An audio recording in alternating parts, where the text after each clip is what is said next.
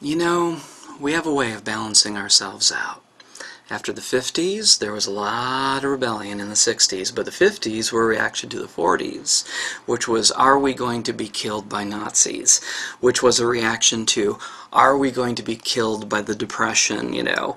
And the 20s were roaring, and that was kind of like the 80s in a lot of material ego ways. And so there's this cyclical component to these things, and I think that one new cycle that we can come upon is that we have been so through our emptiness and our desire to compensate through, you know, what we feel secretly guilty about or inadequate about by saying, I'm good at this, look at me, I'm good at this, you know, this is my skills, this is my accomplishments, is just saying, okay, now as a species, we've really satiated, like, the battle to be the alpha chimp, or whatever. The alpha male, the alpha female. We understand what that results in. It results in basically a, you know, kind of similar to sports where there is a champion at the end of the season. We are not comfortable until we have a champion. You don't just play games and have a record. You determine a champion, because that's kind of how things are when you live through the mindset of only the alphas have power, only the alphas are happy, like on that chimp type base level of being.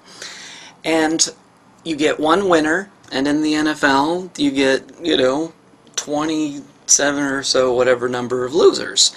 And so that's the way society can be set up to have people live vicariously through celebrities, because the celebrities are doing well and you're not.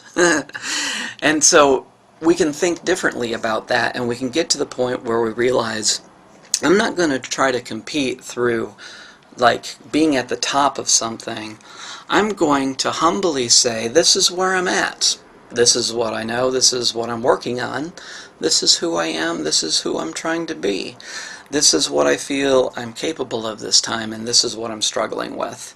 And that to other people who are letting go of that more competitive way of being, you know, like that will be attractive to them.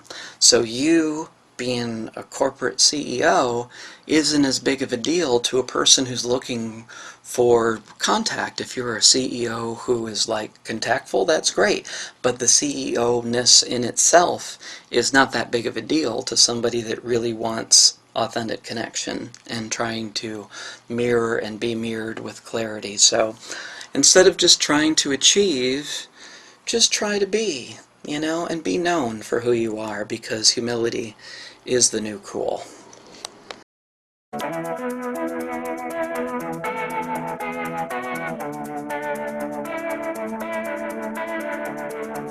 cut out the melodrama so we can wake up the whole wide world. Let's make up and start all over.